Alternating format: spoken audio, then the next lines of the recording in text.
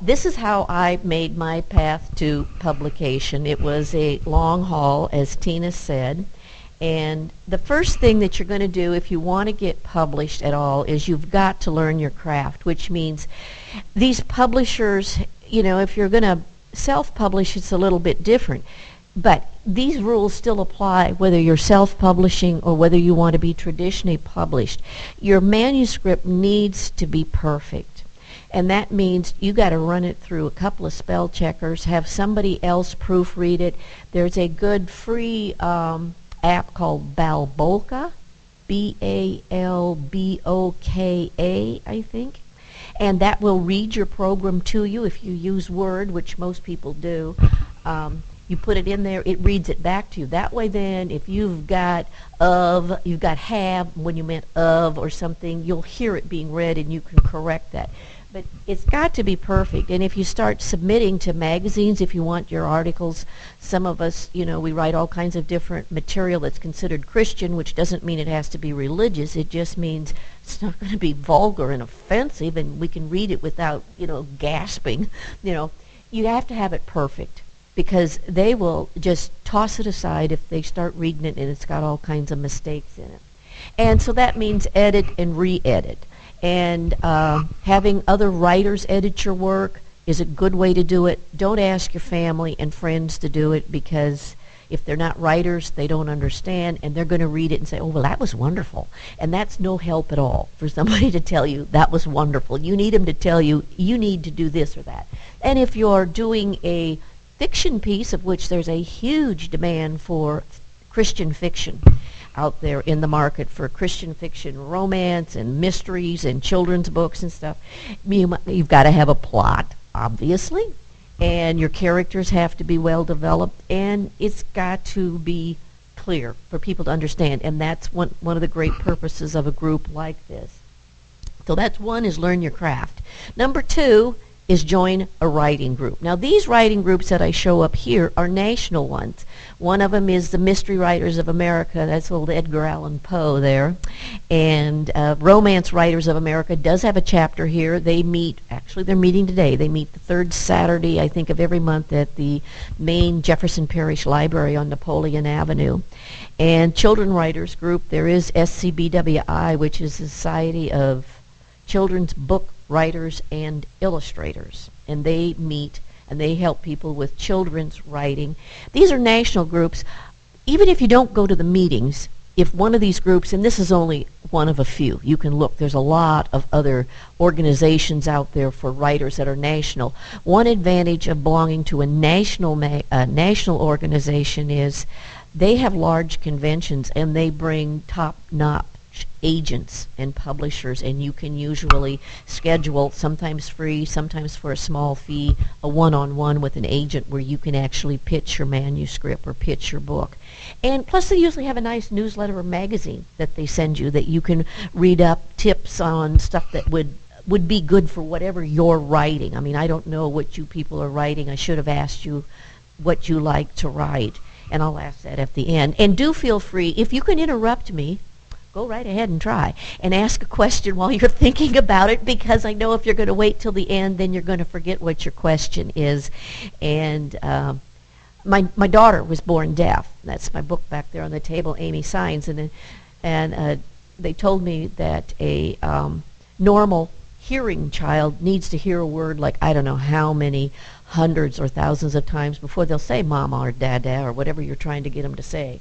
A deaf child must hear it 4 or 5 times that amount, like maybe 20,000 times. So I guess God chose me to have Amy because he knew I like to talk, and I'd get her to talk one way or the other. So if you can interrupt me, you go for it.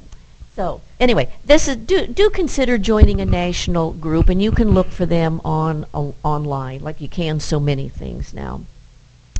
The third tip is to join a critique group. This is how I met Tina. I met Tina, golly, it's got to be, I've only lived here 17 years. I probably met her about 15 years ago. I joined a critique group at Barnes & Noble. They were just starting. It was going to be science fiction. I don't write science fiction. I'm not very fond of science fiction unless it's a Star Wars movie. And but they decided they would let anybody come. Well, then there was a meeting the next week at the library on writing, and I told the small group of 3 people we ought to go to that, and that's where we met Tina and several other people who were interested in writer.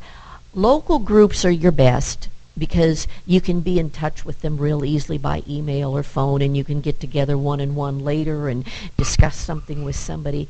There are a number of online groups, but once you put your material out online, it is out there where virtually anybody in the world can see it and take it. And if you ever want to be traditionally published, publishers are probably not going to be interested if your book has been online, because they go, anybody could have gotten it for free. Why should I, pay to have it published? The book I'm currently trying to get published, which is, excuse me, a humorous novel for people to read, and I think the world needs more humor, and especially Christian humor. I only have the first chapter on my website. That's it. Only the first chapter. And even this book, the book that I did get traditionally published, all I had up was 1 chapter with, send me comments, give me feedback type thing. So do be very careful of a lot of online groups.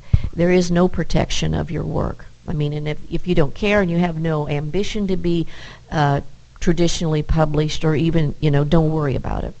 Okay, so I am a firm believer, if you're wanting to write, no matter what you want to write in the long haul, you need, well, wait, this went 2 things back. Why did this do this? Well, because of me, probably.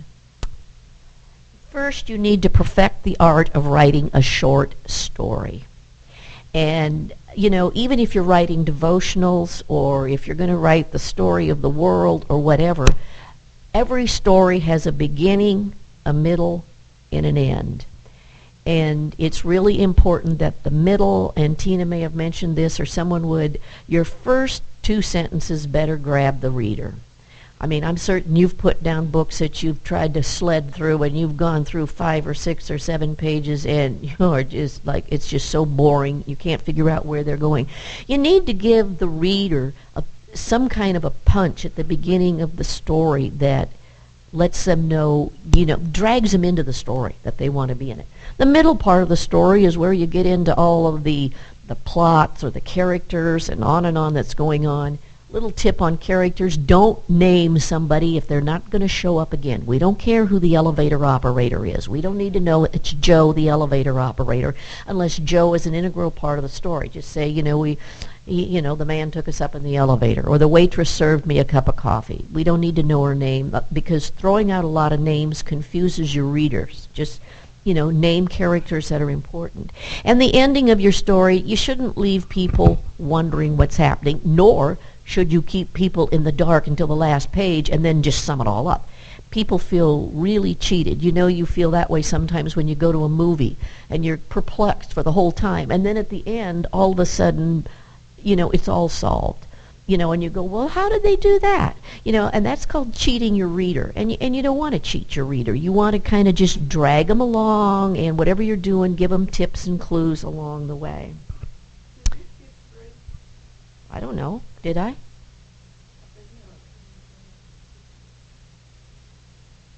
Join as a critique group, 3. Join a critique group locally.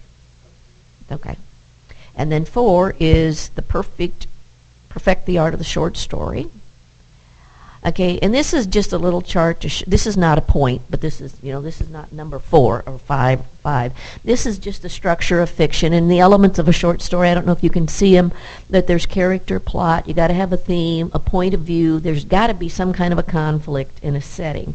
And the point of view is really important. You need to set up who's telling the story. Point of view means who's telling the story. In every book you read, you kind of know who is telling the story, whether it's the private detective or the girl in the romance story, or you are telling the story. If you're writing a memoir, then you're the one writing the story. But you need to keep your point of view consistent. Now, there's a lot of books nowadays that they like to do 1 chapter and they'll have like the name Mary Alice up there. So that's Mary Alice's point of view. And then the next chapter may say Brian, because that's Brian's point of view. That's very popular now. I find it a bit confusing, but hey, what's popular is what's popular. Okay, so the next thing you need to do on a tip to submit, and I hope you will all consider first start submitting to magazines. There are if you're a Christian writer, there's a wealth of Christian magazines. There's places online. Some of these places online pay. Not all of them, but some of them pay. But if you're going to submit to anybody, any place, anywhere, you've got to read up what they want. They all, virtually everybody nowadays have a website. If you don't have access to a computer with internet, all the libraries have it for free, and you can go down there. If you got a library card, you can sit in the library and use their internet. I suppose most of you have it, but there was a time when you didn't, or your internet can crap out like ours does on occasion from our provider, who I will not name. But anyway, it does happen. So make sure if they want between 1,000 and 2,000 words, they're not going to be interested in your marvelous piece at 900 words or your marvelous piece at 3,000 words. Whatever they want, you've got to give it to them exactly.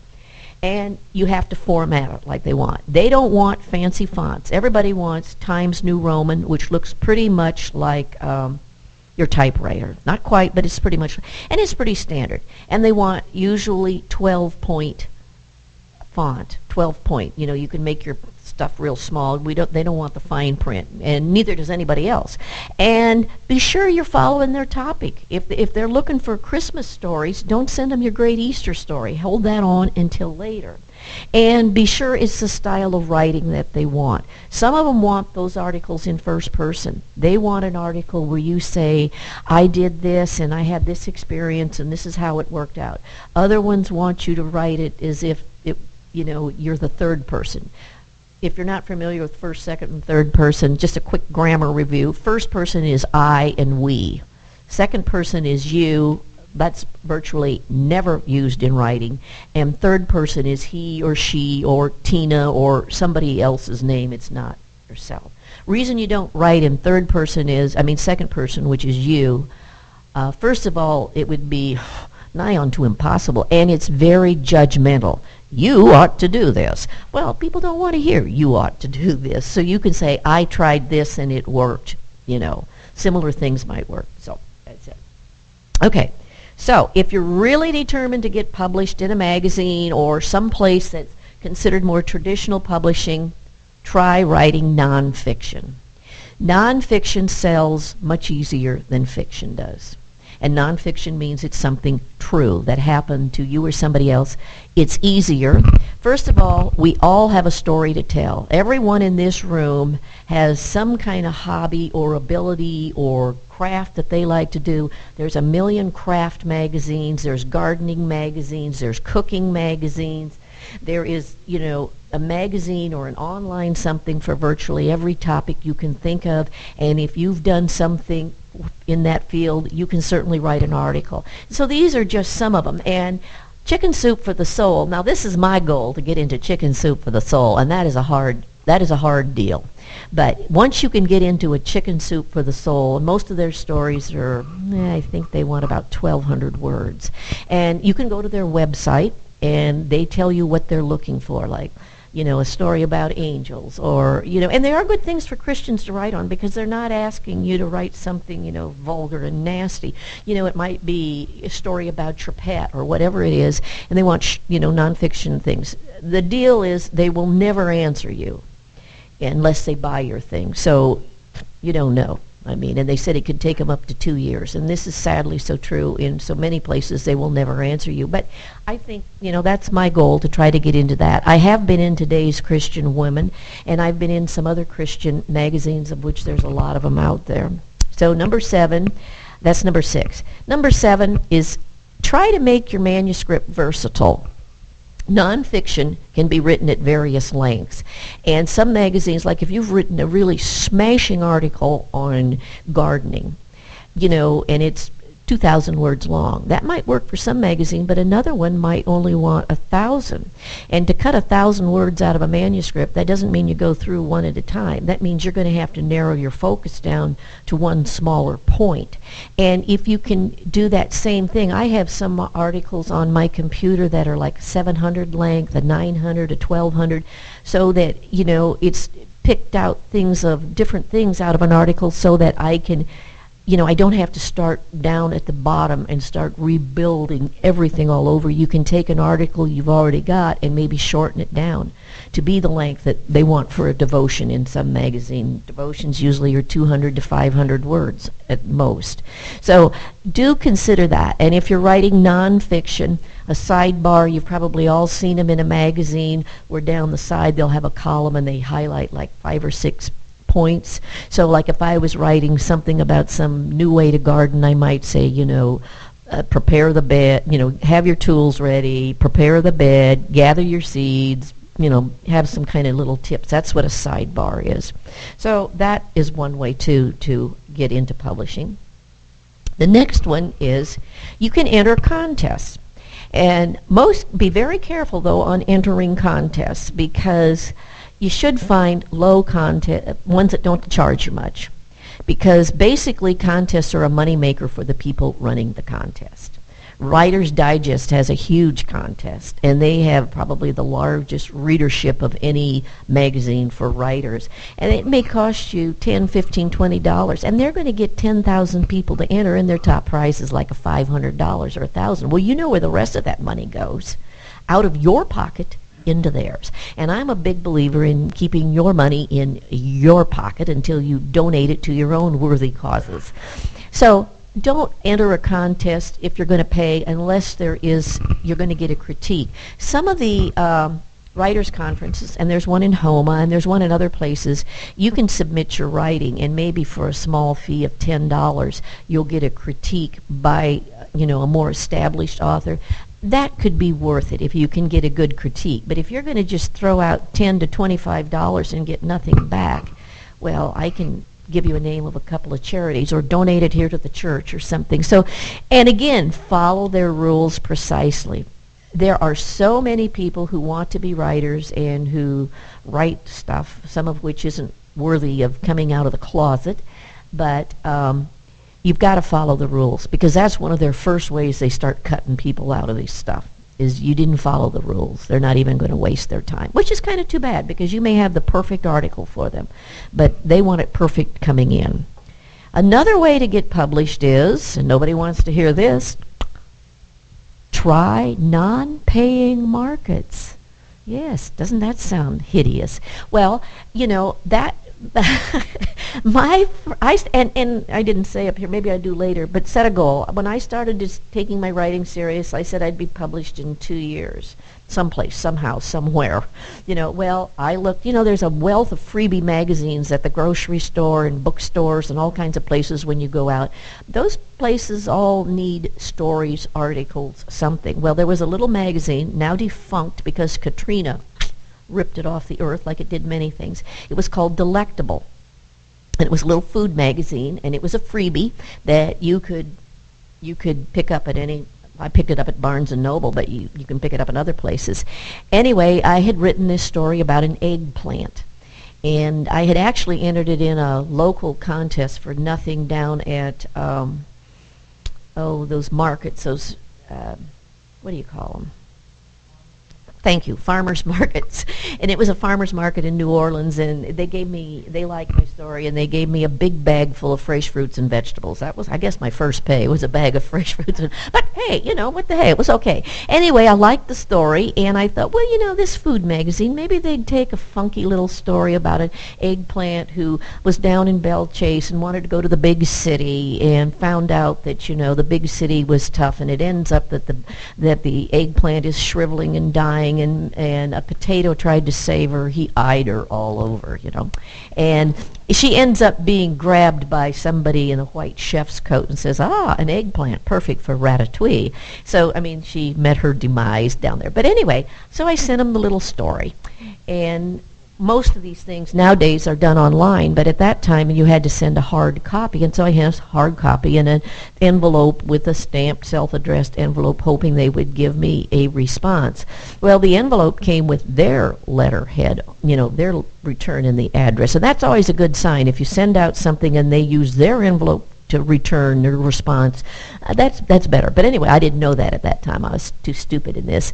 And I opened the envelope, and they said they were going to take my story, and a check for $100 fell out. And I mean, I was like stunned, stunned. There was just, there just was no words for it, you know. And so then I sent them a story the next month, and they bought it. And, you know, they wanted one every month. And then I can remember telling Tina, well, I can't do this. I can't write something every month. I'll clutch, or whatever. But I did it for 3 months, and then Katrina came, and I didn't have to worry about it anymore. But do try. God took that worry away. I shouldn't have said that. That was my mistake there. So do look at that. There's a feature in the Advocate. If any of you get the New Orleans Advocate on Sunday, it's called the human something. It's in there, Eat, Pray, and Eat, Love, and something, the woman's kind of section of it. And it's on the second page, and you send it into them.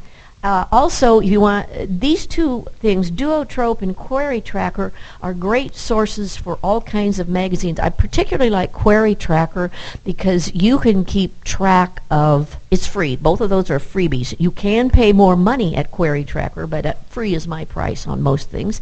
So you can get most of all that you need at Query Tracker, and you can search like you only want magazines, and they'll pull you up, magazines, or, you can look for agents or editors that are strictly interested in children's books or this kind of book or that kind of book. And Query Tracker allows you to make your own little file of the people you have tried and what their response is, and it's free. So hey, you can't do free is good. Okay, another thing you need to have is a business card. And you need to keep it simple. You see these business cards that are vertical, or they're, scroll work, or they're weird sizes, they're narrow, or one thing or another. That's cutesy, but, people don't want that. They want a card that's going to fit in there with all of their other cards. Make it easy to read fonts, and keep it to 2, and avoid script. Script, which is like handwriting, very, very hard to read on cards. Don't use white. People are used to reading dark print on a light background, so don't print a black card and put white printing on it. It's not going to be easy to read. You want, when you hand your card to someone, an editor or a publisher or a friend or somebody, anything, you want it easy for them to read. 10-point or larger font, 12 is better. And make your name large. That's what you want people to know. All you really need to have on your card, and I have some of mine back there, I have my name, a little bit, what I do, and then if you want to include an email, you certainly don't have to give your phone address, your phone and address, because you may not want everybody on the planet to know that, but have an email. In fact, I encourage you maybe to have 2 emails, one that you strictly use for writing, and another one that you use for your friends or your junk mail. I have one that I call trash mail. That's the title of it, trash mail, so that stuff goes there. But I have a nice one. And if you're going to be a writer, don't have some cutesy weird name like, Miss Tutu, or, make just, use your name in your professional email. And here's an example of some business cards, and you can see, if you can see them, why they are good or bad. I don't know how well you can see this, but this one's a black card. And, it's just an example that you'd put your company name there, but it's going to be harder to read than, say, this card. It does have a little design on it. There's nothing wrong with a small design or some kind of color, and you can see it here. These are clear. This one, being vertical, is not so good. This one, again, awfully busy, and they're putting, the white on the dark. So you want to keep a kind of a simple card, and you can get cards at Vistaprint for $0. Vistaprint isn't very expensive, even if you buy them, but I think you can get them for free if you allow them to put Vistaprint on the back of the card. So, if you can't afford, cards, or whatever, go that route,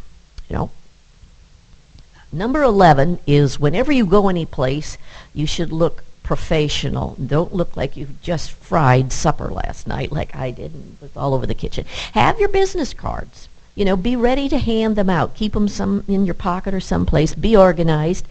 if you're going to be doing a book and hoping to pitch it to an agent, be ready to tell them in a couple of sentences what your book is about or what your article's about. If you're talking to an editor of a magazine and say, I'd like to send you an article about, raising a special needs child. I adopted one and it had special needs, this, that, and the other, and I could write about a 1,500-word article on toilet training a special needs child. I mean, be specific on what you're going to write about, and that will help. You can also be unique in your dress. When I went to some big convention, it was a library convention out of state, and you know how you see here, those little funny little hats that people wear. You can buy them down in the French market or grocery. I happened to buy mine at Rouse's. It was a weird little funny hat, and I was wearing that. And I don't know how many people came up and wanted to have my hat. And they were having a Mad Hatter's luncheon that day, and this one lady said she wanted my hat. And I said, well, I'll give you my hat if you buy my book. Well, she didn't buy my book. I still have my hat. So there you go. But it can work as an attention-getting thing, a hat. Or if you do have a table, and Tina and I have had tables at several places, even shared one with Tom, or we're right beside Tom. Get some balloons, something that gives you some height, any kind of posters or anything you do. Make sure they're large, that people can see them from a distance. Okay. The next thing you need to do, and this takes time, is you need to have a writing resume. Any of you who have ever worked know that if you're going to change jobs, you got to have a resume of, I did this, thus, and so, and blah, blah, blah.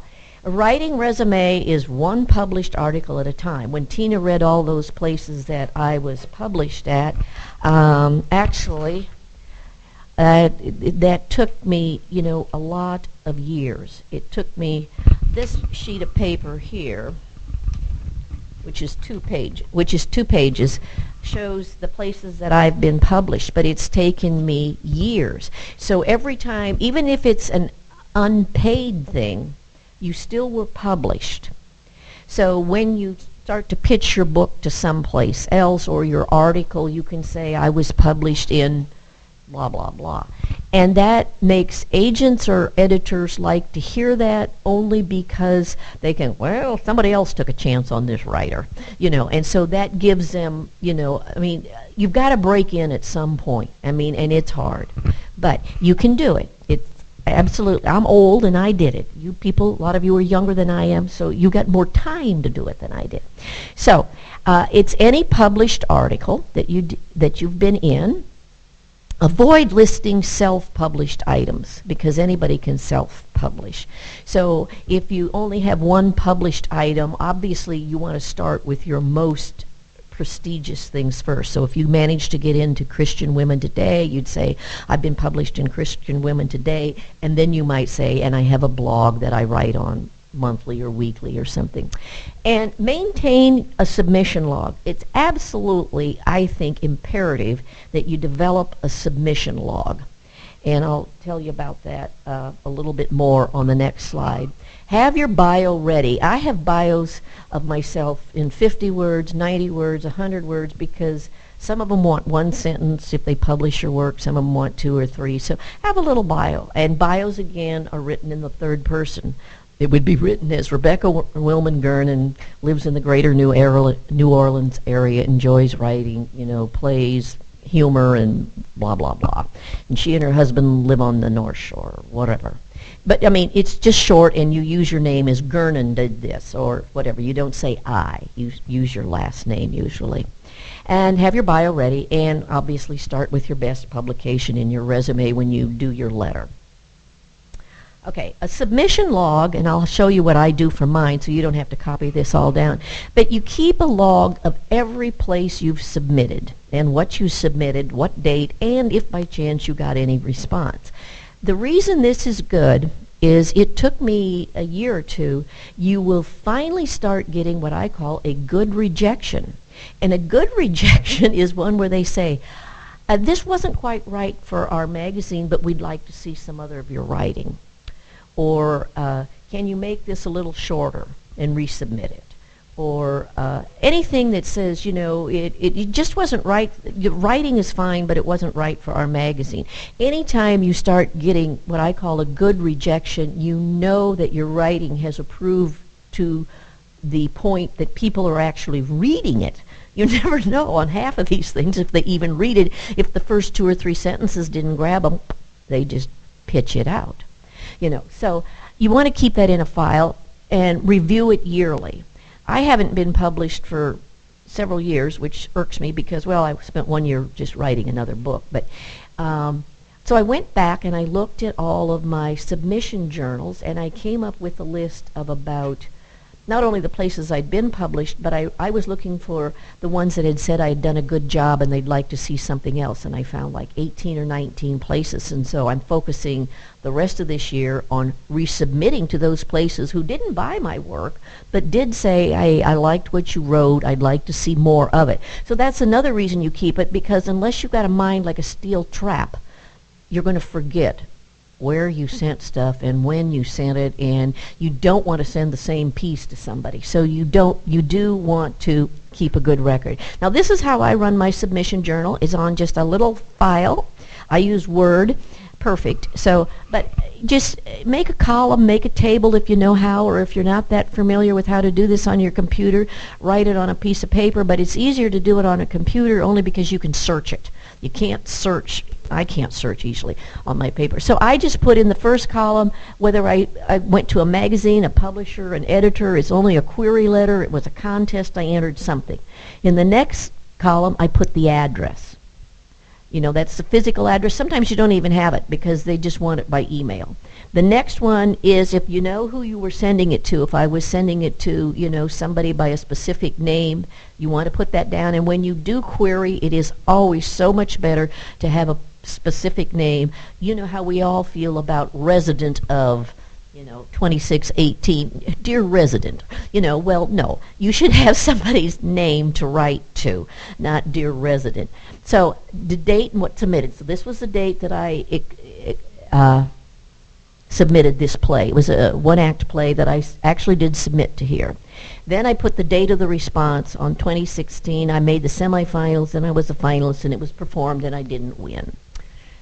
Well, so you go.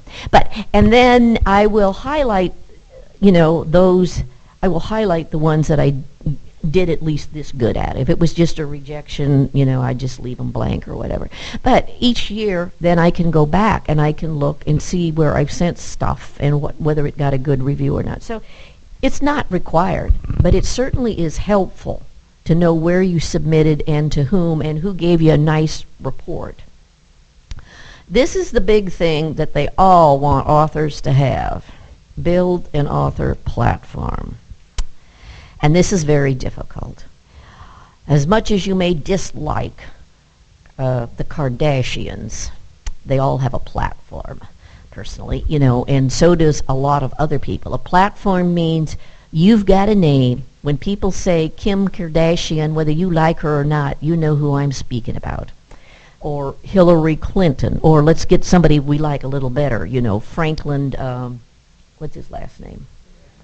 Graham, Franklin Graham, or, Billy Graham, or any of these people. There's a lot of people, big names, Gary Chapman. There's a lot of people that have a name that when you hear it, they have what's called a platform. They have, they're recognized, they're known. And they've got a way to get their book sold, either by on a speaking tour, or if one of you was an attorney and you belong to the American Bar Association, they figure, well, that's better. You could write about law, plus you've got a big audience built in that might be interested. It's very hard to build a platform. I'll tell you that right now. Do I have a platform? No. I have a Matchbox, maybe. I have nothing, to be honest. I mean, I have people that I know in other states that were kind enough to, host book events for my book. I do maintain a blog, too. I write on Southern Christian Writers blog. You can read my stuff on Southern Christian Writers blog that Tina's probably told you about. If not, she will. And you as writers can write on there, too. I have the blog there. Then I have a humorous blog that's under my name, Rebecca Willman Gernon, and where I make commentaries about life and things that are funny, I see that are funny in life. And that helps build an audience. They want you to do Twitter. They want you to do all of this stuff. I tell you, you could bog yourself down doing all of that. But I do think, having Facebook is important if you keep it strictly to doing nice things, because you never know if an editor might look at it, so you might want to put your, your off-the-wall comments someplace else. Facebook used to be kind of fun, and now it's become people's political rantings and ravings, and I'm weary of that. But that's, but you do want to get your name out there somehow, and that's one thing about business cards, that are helpful. Promotion. Now, I talked about some of this, but promoting yourself is something you're going to have to do. In the days of when an editor or a publisher, was only traditional, and they bought your book, and then they sent you on a whirlwind book tour, or they got you appearances here, there, and yon. Unless your name is Kim Kardashian, it's not going to be happening. They just don't do that anymore. They can't afford it, and they're all about money. That's it. That's their bottom line, is they're going to make money.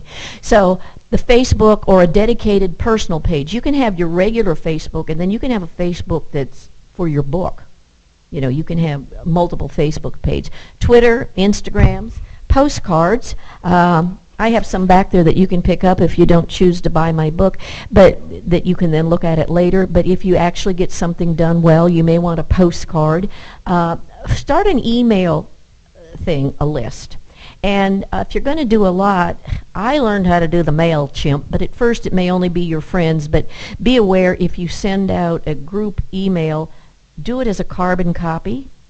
Put the email addresses in, not in the carbon copy, in the BCC, which is blind carbon copy, because not everybody wants their address out to the whole world.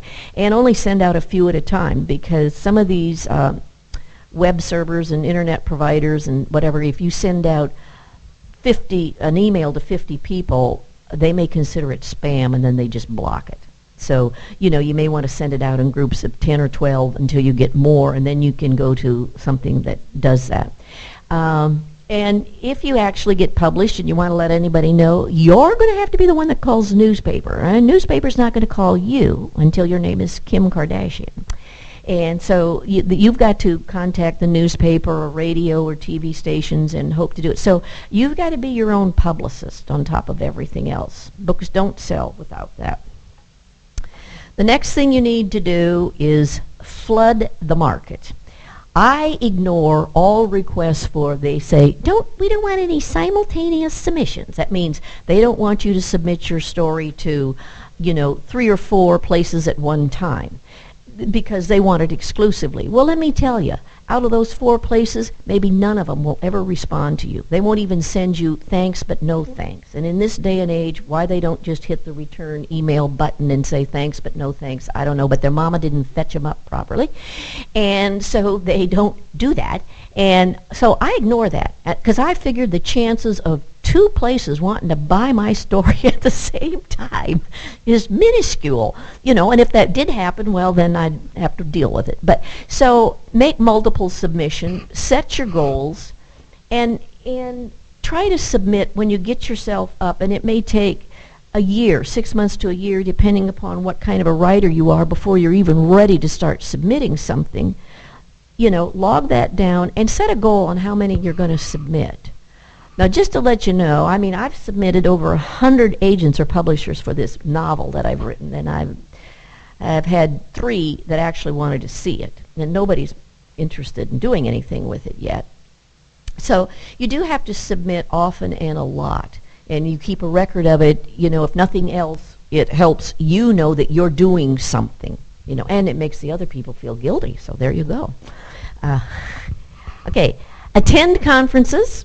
There's one in Homa in April. Christian writers have a good one up in, it's not affiliated with this group, but it is a Christian writers group. It's up in, is it Birmingham, Tina?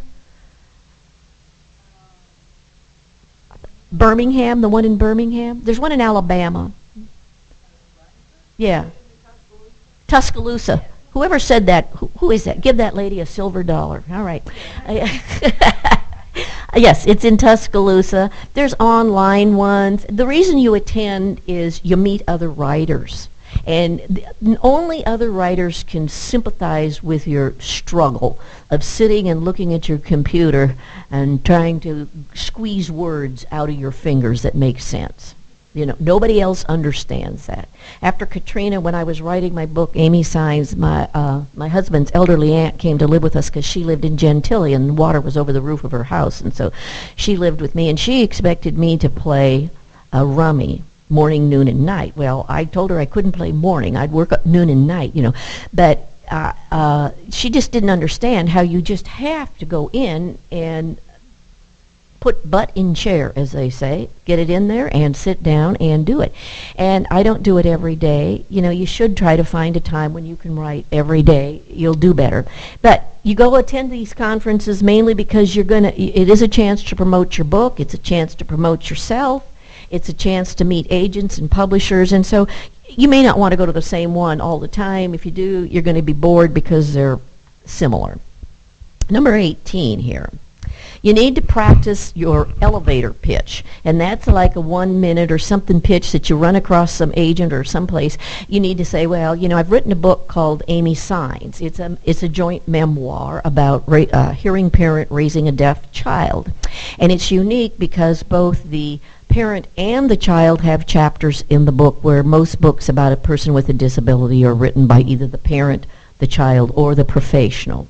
And there are a lot of people that have children with disabilities, not only deafness, so there's a large market for a book that would be a Christian encouragement to parents that have a child with a disability. So that would be my pitch. So you need to kind of work up some kind of a pitch for whatever you're doing. Okay, and then, so now you must ask yourself, do I have to do it all? Do I have to write it? Yes. Do you have to edit it? Yes, with hopefully other writers helping you. Do you have to write your own query letter? Yeah, probably, when you might get somebody to help you. Do you have to promote yourself and your book? Yes. Do you have to sell it yourself? Yes. Yes. Where'd my thing go? Yes. But remember, God is on your side. Your talent comes from God. This is a God-given talent. Not everybody can write. Some people would just, the thought of writing, you know, 4 sentences would just make them tear their hair out. Pray about your writing. You know, ask God, you know, especially if you're feeling stuck or you're not getting places. Pray about it. What does he want you to write? Try to get a writing buddy. Tina's been a writing buddy of mine for a long time. We don't, either one of us, have a very good critique group that we participate in now that critiques our writing, so we critique each other. She'll send me something, or I'll send her something, and she, at first, my red pen would run out of ink after about you know, because Tina, bless her heart, she started down there where a lot of people are, that she had trouble with punctuation and a whole lot of things, and she didn't like to speak in front of a, yeah, it was a bloodbath. Her writing came back dripping red ink at writers group, you know, but you know, that is how you get better. And you are going to have your feelings hurt when they do that. I mean, I wrote something about that at a writer's, for a magazine. I think they took it, about how, you know, I brought them my baby, and I showed them my baby, and I said, look at my beautiful baby. And they said, it's the ugliest thing we've ever seen. And, you know, it hurts your feelings when somebody says, you know, this doesn't make any sense, you know. Well, but that is how you get it better. You know, and your family isn't going to tell you that. That's where you've got to have other writers tell you that. And so a writing buddy is good to have. And be sure you have something to say. But, you know, our gift is from God. And if any of you choose to buy my book today, you'll see my Christian walk that went through the book, how I grew. I mean, I was just totally dumbfounded at age 23 and find out at age 24 that my daughter is profoundly deaf. You know, and nobody in my family was deaf, and I didn't know what to do, and so, you know, you're kind of up against the wall. And if I hadn't had my faith, I really don't know what I would do, and I really grew in my faith on that journey or whatever. So if anybody's got any questions about, I wanted to show you a couple of things on promotion. When I did Amy Signs, I had t-shirts. I think Vistaprint did these too, and it says on the top, Amy Signs in Sign Language, and on the back I had, do you sign? So that if, you know, but of course it actually in sign language you wouldn't use those letters. If you're going to go out of the state of Louisiana, which I was on a number of my things, since my daughter lived in Nebraska and we were going to do events in Nebraska, I had an attic full of Mardi Gras beads, like who doesn't? And if you don't have Mardi Gras beads in your attic, there's something wrong with you. Anyway, I got some discs. I ordered them from someplace, I think actually out of Baton Rouge, and found a program where I could print labels. And so I printed on here, you know, American Sign Language, I love ASL, and on the back, the thing about the book. Well, now people in Nebraska were thrilled to death to get actual Mardi Gras beads and this thing on them, and they were great advertising because they all wore them around. You know, and then at some other conventions, you know, when people would want more, I'd say, no, you can have one if you, because then I had some that were fancier like this. This came from probably Crew d'Etat because of that skeleton thing on there. But I took off all the labels that marked anything of which crew that it had come from, but some of them were fancier beads or they wanted a certain color. Well, then that required that they should buy a book. You know, just because, why not? If they bought a book, they could choose more beads or whatever. So, you know, if you have a kind of a little gimmick, then that works too. So I'd like to have an opportunity for any of you to ask questions about any of my points that I made, or if you have a question on any of it. Yes, ma'am?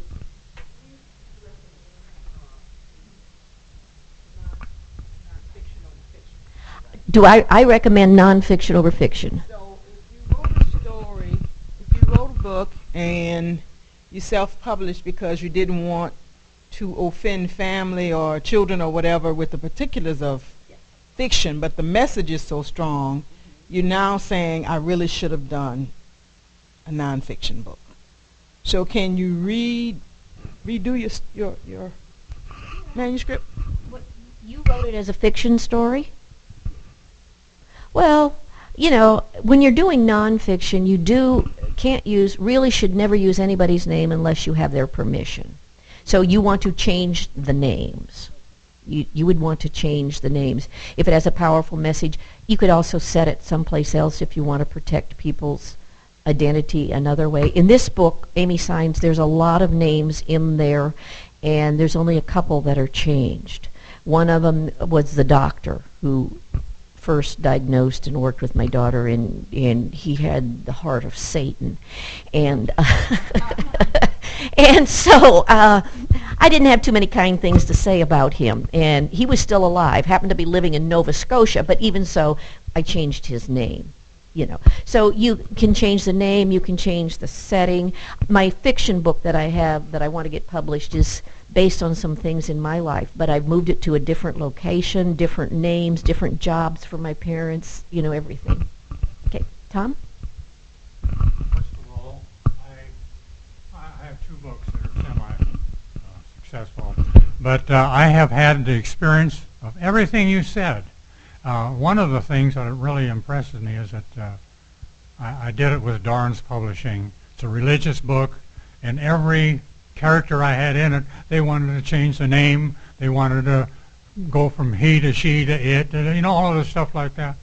And then I wrote another one that was strictly religious. Another one, it was Our World War II, and I was very familiar with that. Both of them are non-fiction books. Now, I've sold several hundred of the World War II and a few of the religious books. But now I'm getting phone calls from people who want to help. They want me to go to Europe to do this, and they want me to do that. They want me to sign up, and how should I handle that? Well, gosh, I'd go. But well, you know, you're well, the real ones are going to send you a letter. Ask for it in writing. I asked for this, and I never hear from them. That's right. A real, genuine, it's like these scams that they call you and tell you that the IRS is ready to take all your money and you got to go do this or that or the other. The IRS sends letters. Legitimate people will send letters. And so if you say, well, put that in a letter, you know, so I can consider it, you know, otherwise, yes. And you are one of the few left of the greatest generation, and so people are interested in your story, but they would present themselves differently, and they'd be happy to put it in a letter if they were legitimate. How do I find an agent? For what? I mean, agents are like you just keep querying and querying and querying. Are you looking for an agent to publish your book or to get you on a speak? Well, an agent isn't going to take a self-published book. Okay, you don't, in other words, I don't want to look for an agent. No, no. If you have a self-published book, you've done it yourself, an agent isn't going to do anything with that book. So that's your book to do whatever you want with. The agents only deal with books that they think they can sell to a publisher and make some money from. Other questions? Yes, ma'am. If he did a screenplay, you know, but his book, if it's published and it's a good book, maybe he could do it as screenplay. Maybe one of the agents here. Okay, she suggested, you know, you could write it as a screenplay. You have to be knowledgeable on how to write a screenplay. And that's a trick. I've never attempted a screenplay because on a screenplay, which would be for like a movie or television, you have to write all the camera angles and say when they fade out and fade in, and there's a certain format, and if you don't know it, I wouldn't attempt it. I mean, I guess, you know, you could try to get some agent perhaps interested in turning it into a story. Mm-hmm. Uh-huh.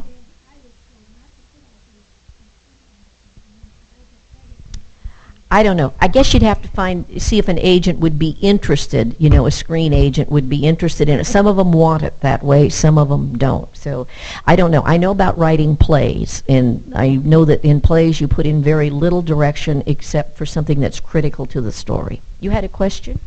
Yes. Could you give us a rule of thumb about words, you know, without having to sit there and count every word you write? You know, is like how many words on a page or... Well, any program you use will give you your word count. Oh, well, Tina's going to have a class on using your computer. You use Word? Yes. Well, 250 to about 250 words on a page if it's double spaced and 1-inch margins all around. But your program, and I don't use Word enough to remember how it is, but there's something up there, Tina, that it'll show you. I know in Word Perfect, it's down there at the bottom all the time on me. I just click on it and it'll tell me my word count. In Word, I think it's one of the things, it's at the bottom. It's at the left hand. She'll show you. She's going to have a class, I think, one time on becoming more friendly with your computer if you and your computer don't always like each other. You know, and there are days I don't like my computer either. Any other questions? Yes, Linda? I like to have people have the microphone. It aggravates me when people go... Well, and it's on the tape, too. That way we can get the question on the tape. Actually, two. One of them, when you were talking about submitting things simultaneously, we were told years ago that whenever we did a submission, we had to have a certain heading. And one of the parts of the headings that we had to put up was what rights we were giving, like first rights. Is that still a requirement? And because we were always told if you did submit something more than one place, you had to put a certain kind of rights at the top. Like you can't say first rights if you're submitting it somewhere.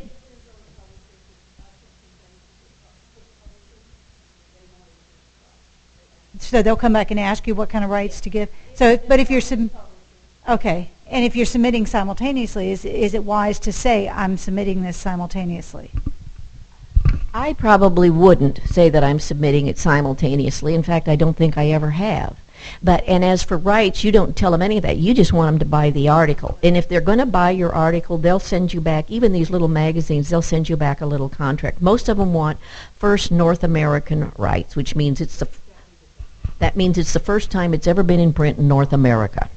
And some of them will do reprints. You know, now if you're sending it in as a reprint, you need to read their website because some places won't do a reprint. They want the original one. And if you're doing a reprint, you also need to look if it's been printed someplace else. They may have first North American serial rights, usually for just that one time, and that's it. And then it's yours in magazines to do whatever you want with. But I would never tell them what rights I'm giving them. They're going to send you a contract, and they'll tell you what they want. And most of them, magazines, are only going to want first North American rights, which means that they're the first place ever to publish it. Okay. You know. Because, we were always told to put it in the heading. No. Okay, send it that way. One more question. Are you familiar at all with publishing curriculum? Anything that would be used as a curriculum? Is there a special market for, like, if it's set up to be designed to be used as a group teaching discourse?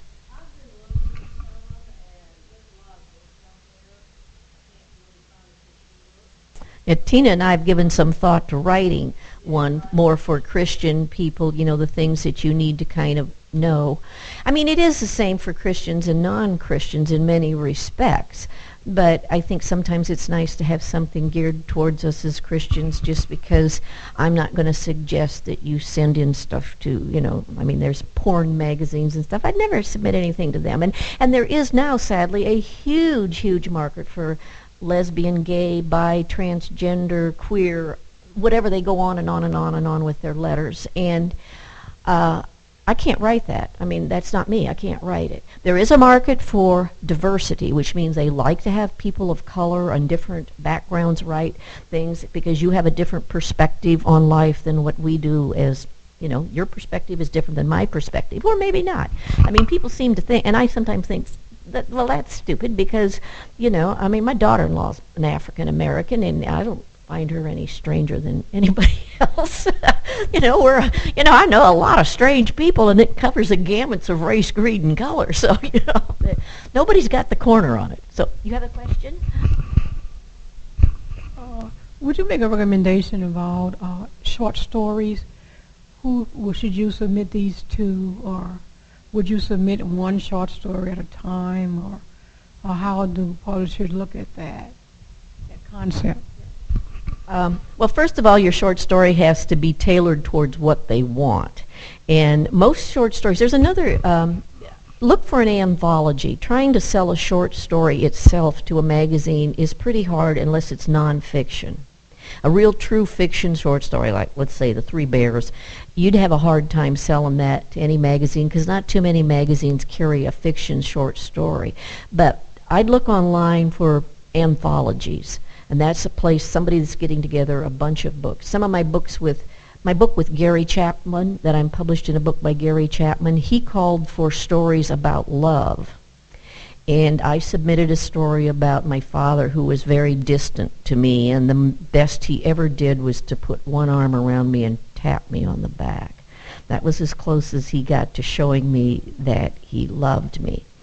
And they bought that, but it was for an anthology. Could I have gotten it published alone? Probably not. So you might look for anthologies online, places that are looking for a call for stories. There's a number of places that do that, and they're often Christian things, and they want a short story. Or a Christian magazine would take a short story, if it's, Christian in, your message or whatever. Other questions? Linda.